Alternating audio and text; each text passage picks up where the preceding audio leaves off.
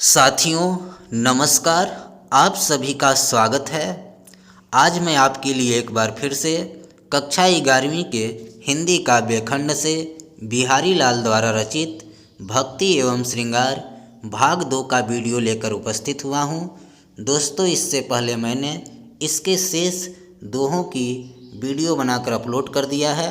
अगर आपने अभी तक भक्ति एवं श्रृंगार पार्ट 1 नहीं देखा है तो नीचे डिस्क्रिप्शन में लिंक मिल जाएगा, वहाँ से देख लीजिएगा। तो चलिए बिना किसी देरी के शुरू करते हैं। ध्यान दीजिएगा। करी बिरह ऐसी तो गैल न छाड़तू नीचू, दीने हूँ चश्मा चखनू चाहे लहे न मीचू। इस दोहे में बिहारी जी ने नायिका की बिरह व्यथा का मर्म स्पर्शी एवं हृदय को भेद लेने वाली वर्णन किया है। तो चलिए ध्यान दीजिएगा।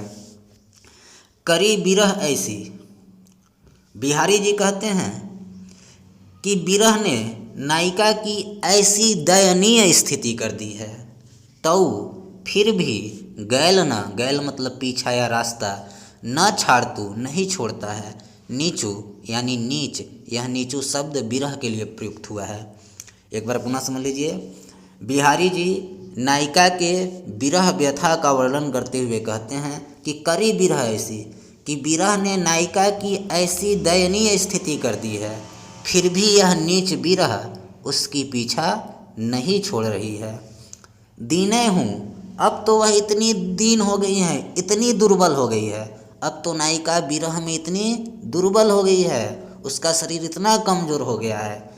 चश्मा चखनू चाहे लहे न मीचू, मीचू अर्थात मृत्यु, कि मृत्यु चखनू चश्मा, चख का मतलब नेत्र होता है, कि मृत्यु अपने नेत्रों पर चश्मा लगाकर चाहे उसे ढूंढ रहा है, लहे न, किंतु ढूंढ नहीं पा रहा है। एक बार आप पुनः समझ लीजिए। बिहारी जी नायिका के बिरह व्यथा का वर्णन करते हुए कहते हैं कि बिरह ने नायिका की ऐसी दयनीय स्थिति कर दी है, फिर भी यह नीच बिरह उसकी पीछा नहीं छोड़ रही है। अब तो नायिका बिरह में इतनी दीन दुर्बल हो गई है कि मृत्यु भी अपने नेत्रों पर चश्मा लगाकर उसे ढूंढ रहा है, लहे ना, किंतु देख नहीं पा रहा है। कहने का अभिप्राय यह है कि नायिका अब तक बिरह में मर जाती, लेकिन वह अभी तक मात्र इसीलिए जीवित है कि मृत्यु उसे नहीं देख पा रही है। समझ गए होंगे। अब आगे देखिए। पिय के ध्यान गही गही रही हवे नारी, आपू आपू ही आरसी लखी रिझती रिझवारी। पिय के ध्यान गही गही रही हवे नारी, गही गही यानी पकड़ी रही, यानी पकड़ना, गही का मतलब होता है पकड़ना या खोना, मग्न होना।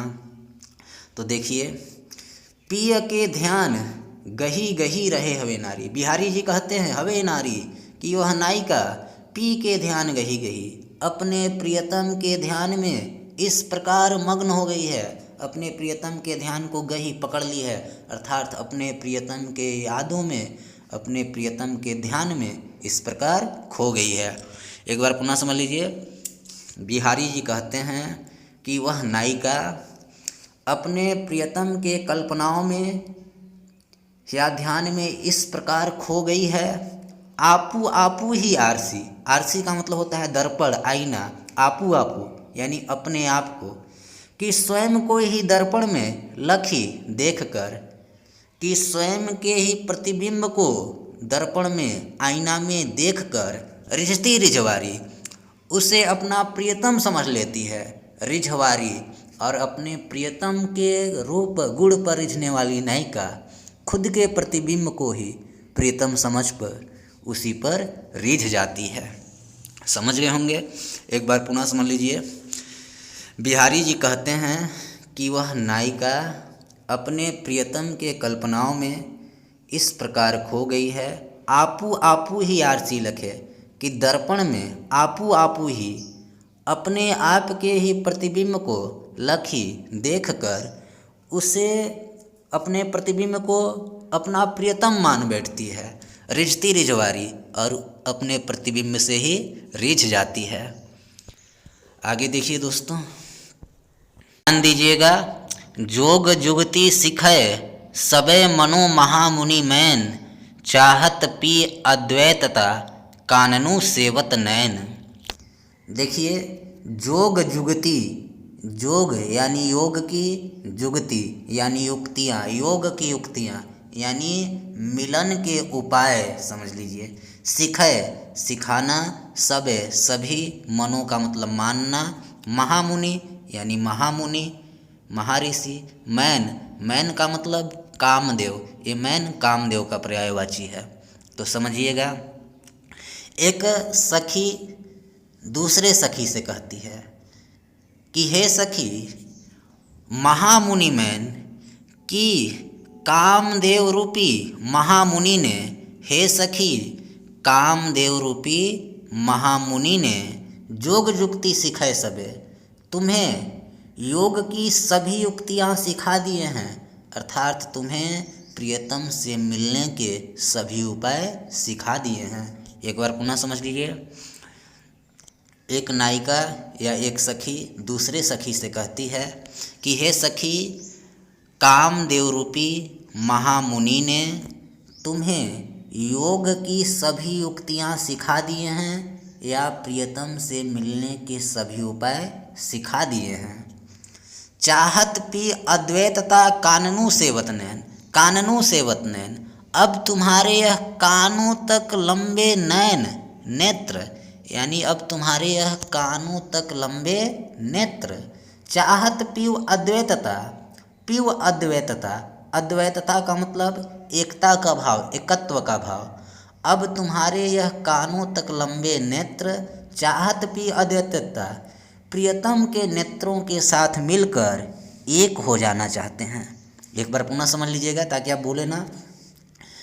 एक सखी दूसरे सखी से कहती है कि हे सखी, कामदेव रूपी महामुनि ने तुम्हें योग की सभी युक्तियाँ सिखा दिए हैं, अर्थात प्रियतम से मिलने के सभी उपाय सिखा दिए हैं। चाहत पी अद्वैतता कानन सेवत नयन, अब तुम्हारे यह कानों तक लंबे नेत्र, चाहत पी अद्वैतता, प्रियतम के नेत्रों से मिलकर अद्वैतता चाहते हैं, एक रूपता चाहते हैं, एक हो जाना चाहते हैं। समझ गए होंगे। आगे चलिए।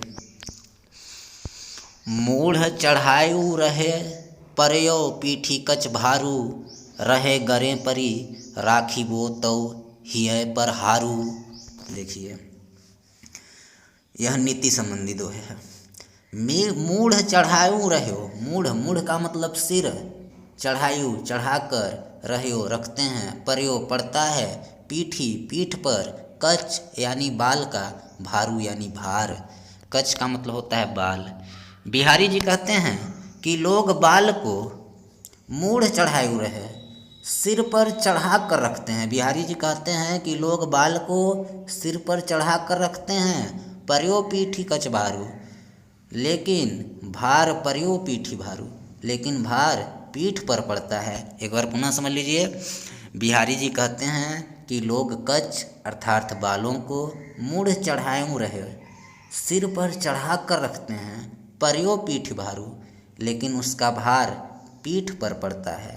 रहे गरे परी राखीबो तौ ही पर हारू, हारू अर्थात हार, लेकिन हार को रहे गरे परी गले में पहना जाता है, लेकिन हार को गले में पहना जाता है, गले में धारण किया जाता है। राखीबो तौ ही, फिर भी वह, तौ मतलब फिर भी वह, राखीबो ही पर, हृदय पर रखा जाता है, धारण किया जाता है। एक बार पुनः समझ लीजिए। बिहारी जी कहते हैं कि लोग बालों को सिर पर चढ़ा कर रखते हैं, लेकिन उसका भार पीठ पर ही पड़ता है। हार को लोग गले में पहनते हैं, फिर भी हार राखीबो ही हृदय पर धारण किया जाता है। इस दोहे का मतलब यह है, बिहारी जी यह समझाना चाहते हैं कि अयोग्य व्यक्ति कितना भी ऊंचा पद प्राप्त कर ले, लोग उससे घृणा ही करते हैं, किंतु योग्य काबिल व्यक्ति चाहे गले पड़ जाए अर्थात कष्ट दे, तब भी लोग उसे हार की भांति ही स्नेह करते हैं। समझ गए होंगे। आगे देखिए, ध्यान दीजिए। रहो गुही बेनी लखे गुहबे के तयोनार, लागे नीर चुचान जे निठी सुखाए बार। इसमें इस दोहे में एक नायक बैठकर नायिका के बालों को गूंथ रहा है। तो नायिका कहती है, क्या कहती है देखिए, रहो गुही बेनी, गुही मतलब गूंथना, बेनी मतलब चोटी, रहो मतलब रहने दो। नायक बैठकर नायिका के बालों को गूंथ रहा है तो नायिका कहती है, रहो गुही बेनी, रहने दो मेरी चोटियाँ, बेनी यानी चोटियाँ मत गूथो। लखे गुहिबो के त्योनार, लखे मतलब देखना, गुहिबो यानी गूथने के, त्योनार मतलब तरीका। लखे गुहिबो के त्योनार, मैंने तुम्हारे गूथने के तरीके को, ढंग को देख लिया है। एक बार पुनः समझ लीजिए वाली पंक्ति। नायक बैठकर नायिका के बालों को गूंथ रहा है तो नायिका कहती है, रहने दो मेरी चोटियाँ मत गूथो। लखे गुहिबे के त्योनार, मैंने तुम्हारे गूथने के तरीके को देख लिया है। लागे नीर चुचान जे निठी सुखाए बार, जे निठी सुखाए बार, मैंने जिन बाल को निठी सुखाए, बड़ी कठिनता से सुखाई थी, मैंने जिन बालों को बड़े ही कठिनता से सुखाई थी। लागे नीर चुचान, अब उससे नीर जल चूने लगे हैं, पसीने टपकने लगे हैं। कहने का मतलब यह है कि जब नायक नायिका को स्पर्श करता है तो स्पर्श के कारण उसके बालों से पसीने की बूंद टपकने लगती है, जिसे देखकर नायिका व्यंग करती है। आगे देखिए, ध्यान दीजिएगा। कर मुंदरी की आरसी प्रतिबिंबित पयों पाई, पीठ दिए निधरक लखें इकटक दीठी लगाई। पीठ दिए, नायिका नायक की ओर पीठ करके बैठी हुई है।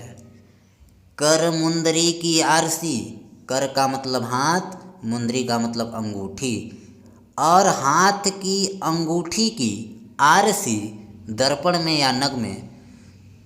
एक बार पुनः समझ लीजिए।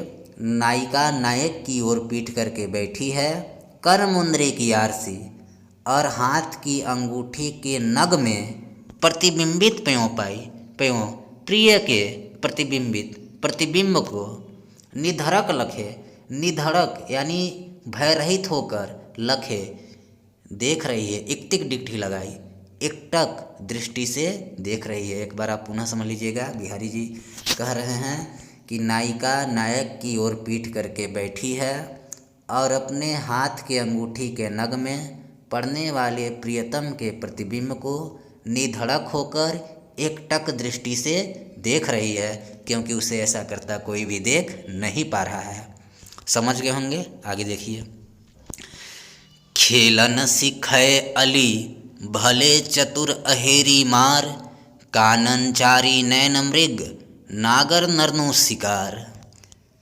खेलन सिखाए यानी खेलने सिखा दिए, कला सिखा दिए। अली, अली का मतलब सखी। तो इस दोहे में एक सखी दूसरे सखी से कहती है कि अली, हे सखी, चतुर अहेरी मार। चतुर का मतलब चतुर, अहेरी का मतलब शिकारी, मार का मतलब कामदेव। यानी चतुर कामदेव रूपी शिकारी ने, एक सखी दूसरे सखी से कहती है कि हे सखी, तुम्हें, मार का मतलब कामदेव, अहेरी का मतलब शिकारी, चतुर का मतलब चतुर, कि हे सखी, तुम्हें कामदेव रूपी चतुर शिकारी ने खेलन सिखाए, योग के सभी उपाय सिखा दिए हैं, प्रियतम से मिलने के सभी उपाय सिखा दिए हैं। कानन चारी नैन, अब कानों तक विचरण करने वाली नैन मृग, तुम्हारी यह नेत्र रूपी मृग, नागर नरनु शिकार, चतुर नरनु पुरुषों का शिकार करना चाहती है। अर्थात अब तुम पूरी तरह से यौवन संपन्न हो गई हो। कहने का मतलब यह है। एक बार फिर से देख लीजिए ताकि आप भूले ही ना। एक सखी दूसरे सखी से कहती है कि हे सखी, कामदेव रूपी चतुर शिकारी ने तुम्हें योग के अर्थात मिलन के सभी उपाय सिखा दिए हैं। अब तुम्हारे यह कानों तक विचरण करने वाले नेत्र रूपी हिरण नागर नरनो शिकार नगर में रहने वाले पुरुषों का, चतुर पुरुषों का शिकार करना चाहते हैं। अर्थात नायिका अब काम भावना से यमन संपन्न हो गई है। आगे देखिए, ध्यान दीजिएगा। ललन सलोने अरु रहे अति स्नेह सो पागी, तनक कचाई देत दुख सूरन लो मुँह लागी। ललन सलोने, लल्लन हो, प्रेमी हो, सलोने सुंदर भी हो। ललन सलोने अरु रहे, नायिका नायक से कहती है कि हे प्रिय, आप प्रेमी भी हो, सलोने भी हो, सुंदर भी हो। अति स्नेह सो पागी, स्नेह मतलब प्रेम, और बहुत प्रेम से पगे हुए भी हो, अर्थात हमें आप बहुत प्रेम भी करते हो। एक बार पुनः समझ लीजिए। नायिका नायक से कहती है कि हे प्रिय, आप प्रेमी हो, सुंदर हो, और आप हमें बहुत स्नेह भी करते हो, लेकिन आपका छल पूर्वक व्यवहार मुझे उसी तरह से कष्ट पहुंचाता है। कैसे, देखिए। तनक कचाई देत दुख सूरन लो मुँह लागी। तनक कचाई देत दुख सूरन, जैसे सूरन को भून लिया जाए, तनक कचाई देत, तो भी वह कच्चा ही रह जाता है। जैसे सूरन को घी में भून लिया जाए, उसमें नमक डाल दिया जाए, तनक कचाई देत, फिर भी अंदर कच्चा ही रह जाता है। लो मुँह लागी, और खाने पर मुँह को लगता है, अर्थात कष्ट होता है। इसी प्रकार आप जब किसी और स्त्री की ओर देखते हो या मुस्कुराते हो तो यह मुझे बहुत कष्ट पहुंचाता है। समझ गए होंगे। आगे देखिए। अनियारे दीर्घ दृगनु किती न तरुणी समान, वह चितौनी और कछु जिहि बस होत सुजान। अनियारे यानी नुकीले, तिरछी, दीर्घ मतलब बड़ी बड़ी, दृग्नु यानी नेत्रों वाले, कितना कितनी नहीं है, तरुणी समान स्त्रियां नहीं हैं। एक बार समझिए। बिहारी जी कहते हैं कि संसार में नुकीले और बड़ी बड़ी नेत्रों वाली असंख्य स्त्रियां हैं, बहुत सी स्त्रियां हैं। बिहारी जी कहते हैं इस संसार में नुकीली और बड़ी बड़ी नेत्रों वाली बहुत सी स्त्रियां हैं, सुंदरियां हैं। वह चितवनी और कछु, चितवनी यानी नजरें, वह चितौनी और कछु, लेकिन वह नजरें कुछ और ही होती है। उन नजरों में कुछ और ही बात होती है। जिह बस होत सुजान, जिनके बस में सुजान हो जाते हैं। किंतु वह नजरें कुछ और ही होती है, वह दृष्टि कुछ और ही होती है, जिसके वश में सुजान हो जाते हैं। एक बार पुनः समझ लीजिए। बिहारी जी कहते हैं इस संसार में नुकीले और बड़ी बड़ी नेत्रों वाली बहुत सी स्त्रियां हैं, किंतु वह नजरें कुछ और ही होती है, जिसके वश में सज्जन हो जाते हैं। बिहारी जी यहाँ पर यह बताना चाहते हैं कि साधारण व्यक्ति तो किसी पर भी आकर्षित हो जाते हैं, किंतु जो गुणीजन होते हैं, रसिक होते हैं, वह किसी विशेष सौंदर्य पर ही अनुरक्त होते हैं, आकर्षित होते हैं। समझ गए होंगे। आगे देखिए। ध्यान दीजिए। क्यों बसिए क्यों निबहिए, नीति नेह पुरनाही, लगा लगी लोइन करे, नाहक मन बंधी जाही। क्यों बसिए क्यों निबाहिए, नीति नेहपुर नाही। नेहपुर यानी प्रेम नगर, पुर का मतलब नगर, नेह का मतलब प्रेम यानी प्रेम नगर। नीति का मतलब नीति कानून, नाही नहीं है। बिहारी जी कहते हैं कि प्रेम नगर की कोई नीति कोई कानून नहीं है। क्यों बसिए, तो फिर इसमें कैसे बसा जाए। क्यों निभाइए, इसमें रहकर जीवन का निर्वाह कैसे किया जाए। लगा लगी लोइन करे, लगा लगी यानी देखा ताकि तो लोइन करे, लोइन अर्थात आँखें, कि देखा ताकि तो आँखें करती है, ताका ताकि तो आँखें करती है, नाहक मन बंधी जाही, नाहक यानी व्यर्थ ही मन बंधी जाही, यह मन बंध जाता है।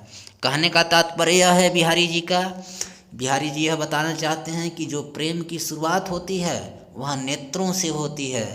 दो नेत्र एक दूसरे को देखते हैं, ताका ताकी करते हैं, तो फिर प्रेम की शुरुआत होती है। सारा दोष तो नेत्रों का ही होता है, लेकिन व्यर्थ ही इस हृदय को भोगना पड़ता है। कहने का तात्पर्य यह है। आगे देखिए, यह कैसी रीति है, बिहारी जी कहते हैं। आगे देखिए, दृग उर्झत टूटत कुटुम जुरत चतुर चित प्रीति, परती गाठी दुर्जन हिय दई नई यह रीति।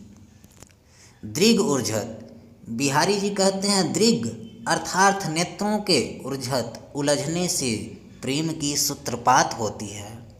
दृग उर्झत, बिहारी जी कहते हैं कि नेत्रों के उलझने से प्रेम होता है।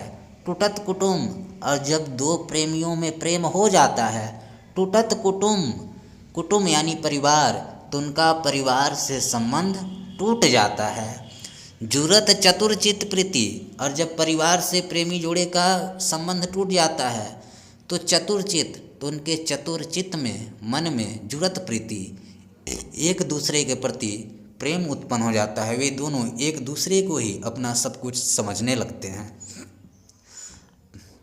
परती गांठी दुर्जन ही है, यह देखकर, परती गांठी दुर्जन ही है, दुर्जन यानी दुष्टों के ही है हृदय में गांठी गांठ पड़ जाती है, अर्थात यह देखकर दुष्टों को कष्ट होने लगता है।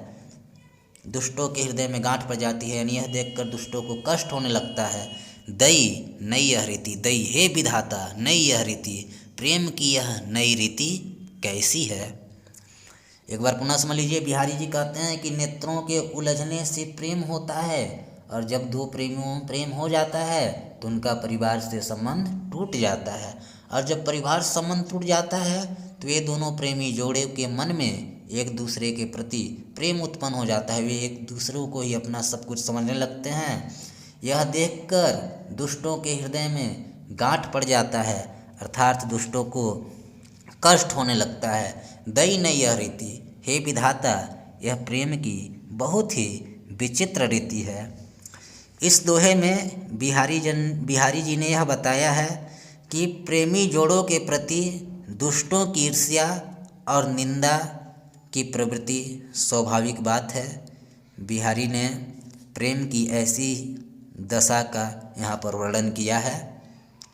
तो दोस्तों, वीडियो पसंद आया होगा तो वीडियो को लाइक कीजिएगा, चैनल को सब्सक्राइब कीजिएगा, साथ ही बेल आइकन को प्रेस कीजिएगा। हम आपके लिए वीडियो निरंतर लाते रहेंगे। आप सभी का धन्यवाद।